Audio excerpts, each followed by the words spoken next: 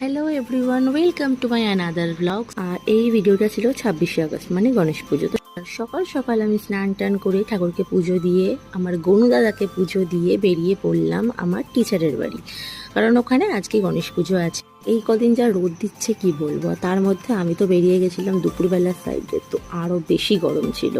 কিন্তু এখান থেকে লাড্ডু আর মালা নিয়ে আমি উঠে পড়লাম অটোতে। আর পৌঁছে গিয়ে তো দেখলাম এখানে এত সুন্দরভাবে সাজানো ছিল যে দেখে মনটা ভরে গেল।